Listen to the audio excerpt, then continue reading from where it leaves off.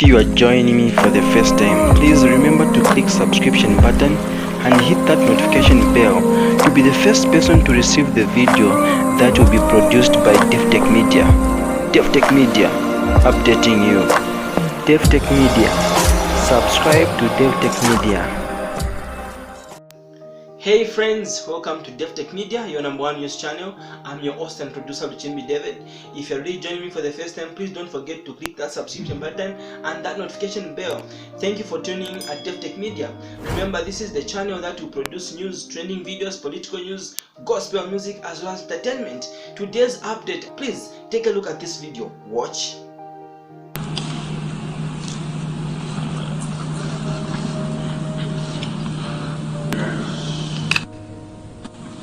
Your Excellency, Mr. Abdullah Shahid, President of the 76th Session of the United Nations General Assembly. Your Excellency, Mr. Antonio Guterres, Secretary General of the United Nations. Your Excellencies, Head of State and Government, distinguished ladies and gentlemen. I wish to begin by congratulating Your Excellency, Mr. Abdullah Shahid, on your election as President of the 76th Session of the United Nations General Assembly. I am confident that your wealth of knowledge and vast experience in multilateral issues will lead to a successful discharge of the important responsibilities of the Assembly throughout this session. Zambia stands to work with you as you execute your mandate in presiding over the matters of this session. To the outgoing President, His Excellency Mr. Volkan Bozkır, I wish to convey Zambia's appreciation for your commendable service to the United Nations family during the 75th session. Mr. President, I have the distinct honor to deliver my maiden speech as the 7th President of the Republic of Zambia, following the electoral victory of our United Party for National Development, UPND, in the presidential and general elections that were held on the 12th of August 2021. I am pleased to inform this august House that the people of Zambia, the Republic of the People of Zambia, once again rose to the occasion to usher in a new government through a peaceful election. This has enabled Zambia to further consolidate our democratic credentials, which serves as an inspiration to the African continent, where the outcome of our election was determined by those who vote and not those who count votes. Very important. We are therefore proud to provide leadership in our country where people aspire for a free and just society and where they aspire for their voices to be heard. Mr. President, we were able to achieve this political transformation even at a time when Zambia was grappling with the COVID-19 pandemic and in the midst of deep sorrow following the passing on of our founding father and first Republican President, Dr. Kenneth David Kaunda. I therefore wish to take this opportunity on behalf of the people of Zambia to pay tribute to this icon leader who was fondly known in our country and elsewhere as KK. It is without doubt that the last remaining stalwart of liberation struggles has left an indelible mark on humanity. Dr. Kaunda's principles, values, contributions towards the ideals of emancipation and independence did not only spread across the African continent, but across the entire globe. His untold devotion to peace and unity laid the very foundation for Zambia's stature as a beacon of peace, not only in Southern Africa, but on the African continent as a whole. The Zambian government will therefore build upon KK's profound legacy to live in peace and harmony with one another. As we work towards this year's theme, let us remember the important lessons that Dr. Kaunda taught us, especially as we work towards revitalizing the UN system. Mr. President, the COVID-19 pandemic has had a far-reaching social-economic impact globally, including disturbing trade flows, supply chains, and various economic activities on our continent in the world. In addition to loss of lives, the pandemic increased poverty levels through job losses, stressed healthcare systems, and worse still, the delivery of education to learners. Disruption to the education systems, particularly in developing countries, was in part due to inadequate information, communication, and technology, ICT facilities within our countries.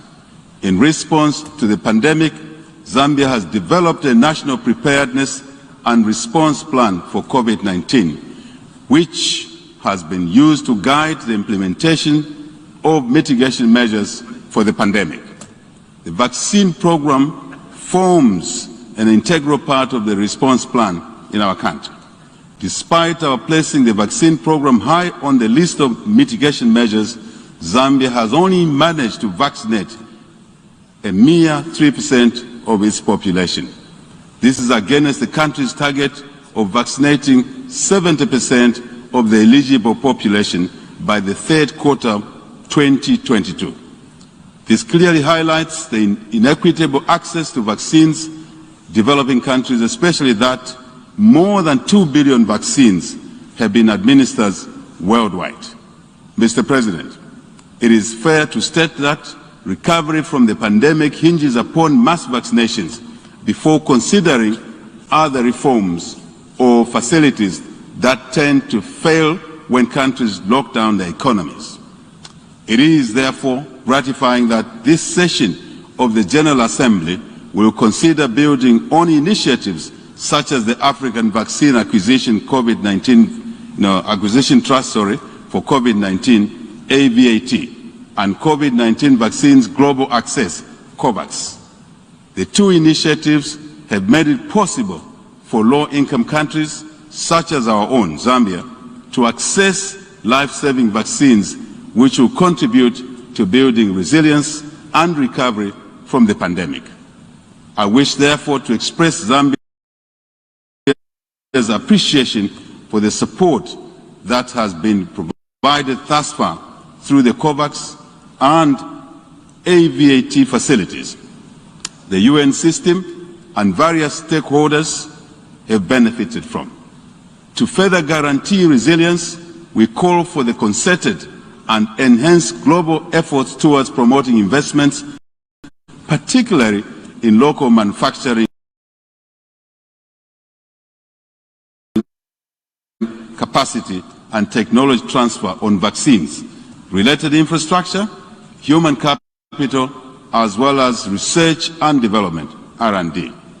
Mr. President, the new administration in Zambia is cognizant that a conducive governance environment is a precursor for the country's political stability, security, economic growth, and sustainable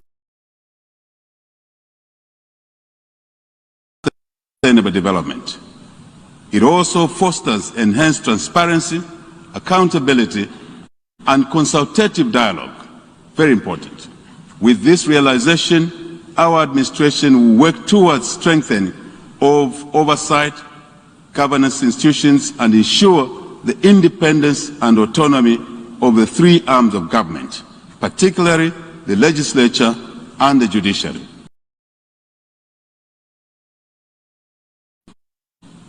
The fight against corruption will be at the center of our transformation agenda, and this shall be expected to be executed with zero tolerance to corruption. Zero tolerance to corruption.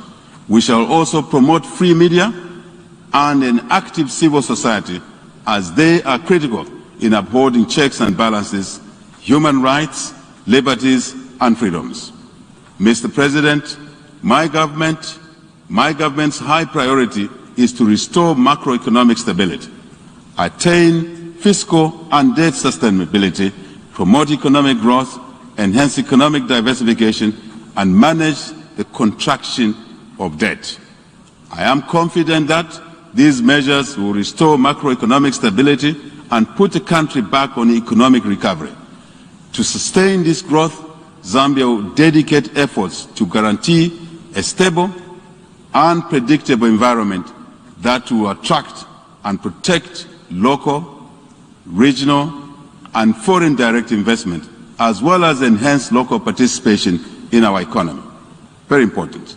This is a prerequisite for a vibrant private sector-led economy, and thus create jobs and opportunities for all our people.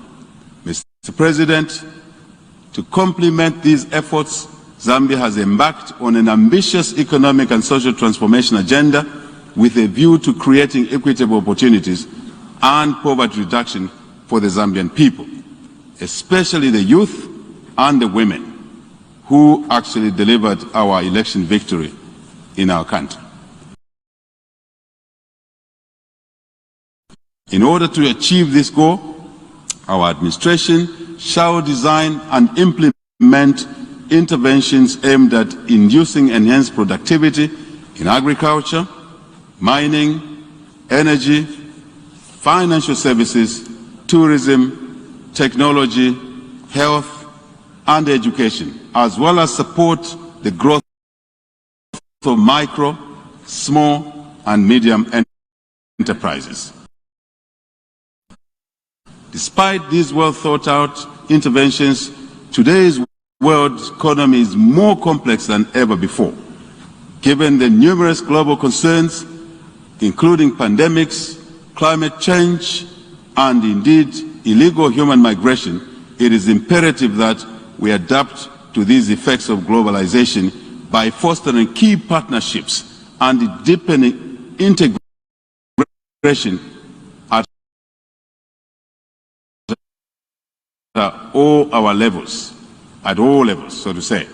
This is critical to ensure that we realize our aspirations of restoring Zambia on a path to sustainable economic growth and development. Mr. President, Zambia is aware of the critical role of the United Nations in guiding the world to focus on the Sustainable Development Agenda. In particular, the 2030 Agenda for Sustainable Development has set the tone and benchmarks for countries to incorporate sustainability in their development policies. Our new dawn government in Zambia is committed to realizing tangible growth and sustainable development while paying particular attention so that this is not achieved at the expense of future generations. Like many other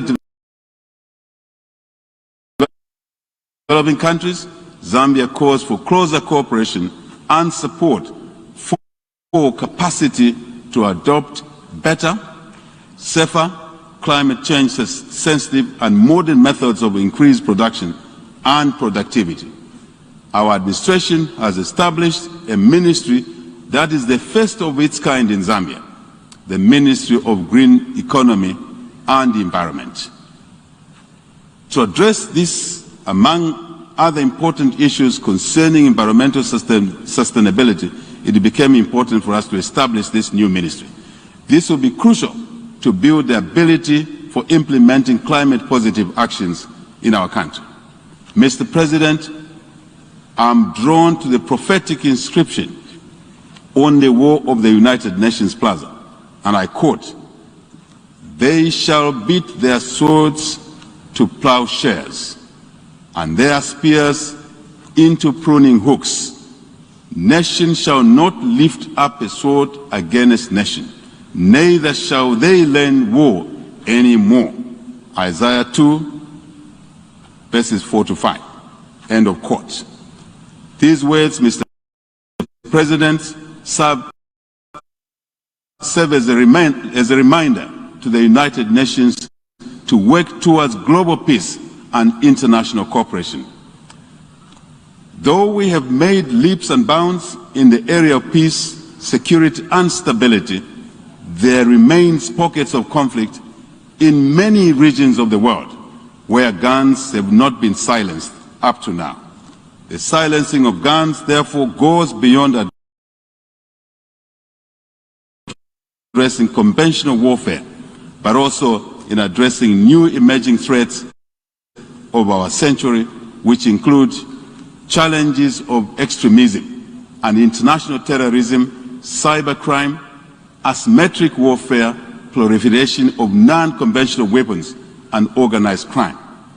As an international community, we need to continue to work together to address the root cause of these global threats through various national, regional, and global mechanisms. Mr. President, the former Secretary General of the United Nations, the late Dr. Kofi Annan, laid out an ambitious agenda before the 60th General Assembly, which is still prominent or pertinent today. In his report, In Larger Freedom Towards Development, Security and Human Rights for War, he made the case that development, security and respect for human rights cannot be enjoyed in the absence of the other. These are indispensable realities of a well-functioning nation and international system. I, however, wish to go a step further, Mr. President, in asserting that the foundation to sustainable economic growth and development is peace and stability. Without peace and harmony, development cannot be attained. Zambia will therefore continue to support national, regional, and international initiatives aimed at promoting security, peace, and stability. In this vein, Zambia reaffirms its commitment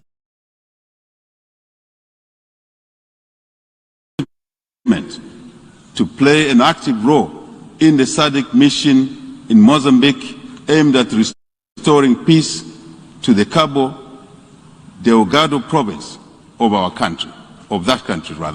In addition, Zambia remains committed to the cause of the Lusaka Master Roadmap to silence guns in Africa, an initiative being implemented by all African Union AU member states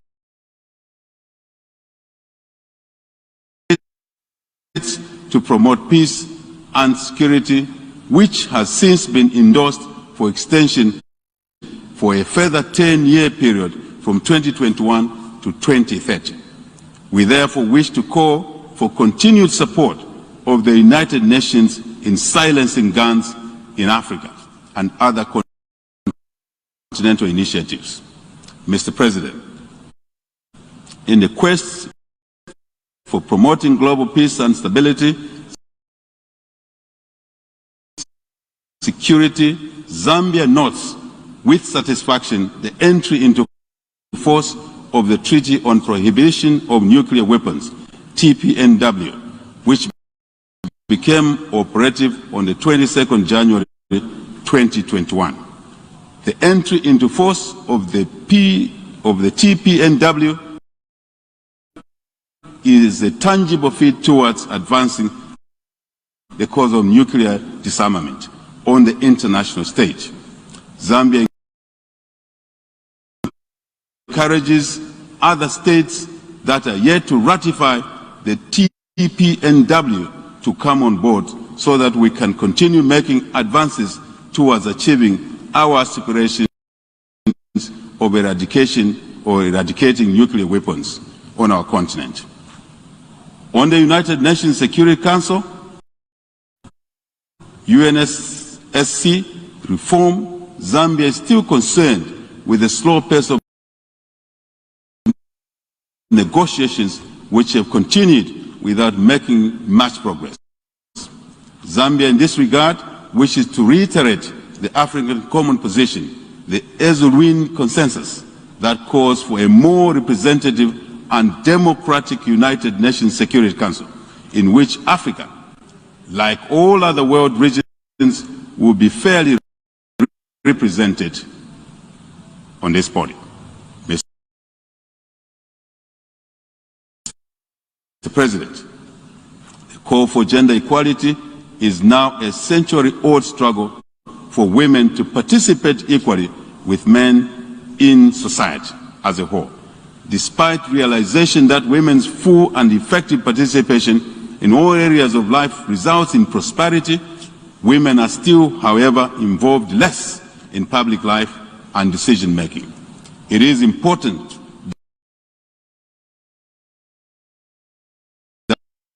that we continue to demand for the promotion of gender equality while paying particular attention to the rights of women, children, girls included in there, and the rights of people living with disabilities.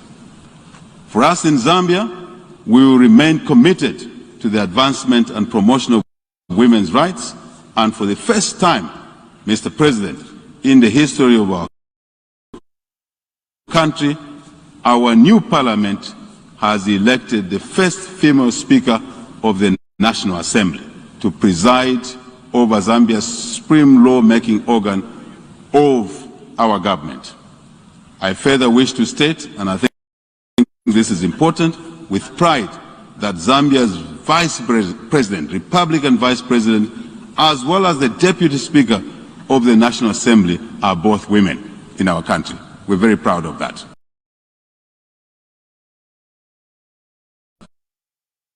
Consistent with our commitment, Zambia is implementing various initiatives designed to harmonize the development, programming, and indeed implementation of economic empowerment efforts targeting women and the youth across the country. In doing all of this, our aim is to eliminate hunger and rural poverty. As we know, these vices are said to have effects of women and children. Further, Zambia emphasizes the importance of ensuring that communities have women at every level of decision-making, as doing so will translate into a discourse that will be inclusive, representative, and thus more holistic and insightful. Our government will focus on increasing support for women through a creation of employment opportunities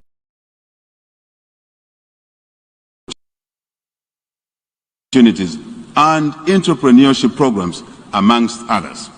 We will also focus on increasing access to secondary education for adolescent girls from impoverished households through financial aid and grant schemes.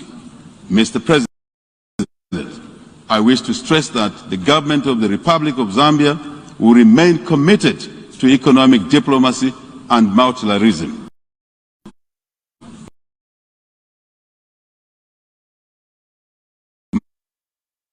Relations with the international community in order to ensure collective sustainable growth and development in our country.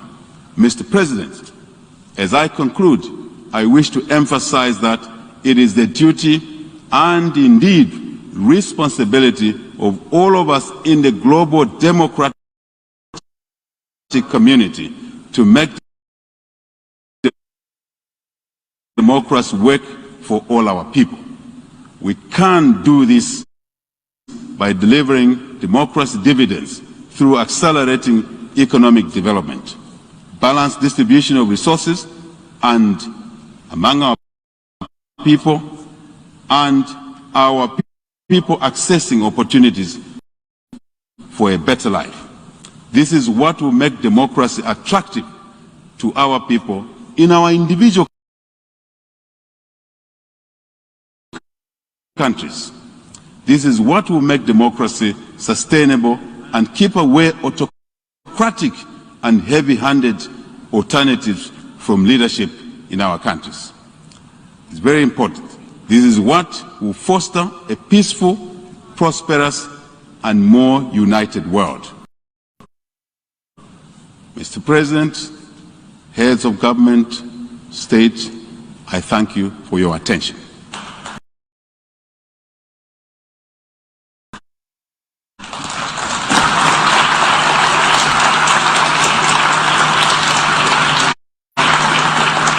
Thank you very much for tuning in at Davi-tech-media. Remember, Davi-tech-media is the media that shares news, trending videos, political news, gospel music, as well as entertainment. Please don't forget to click that subscription button and that notification bell to be the very first person to receive the video that will be produced and posted by Davi-tech-media. Davi-tech-media, updating you.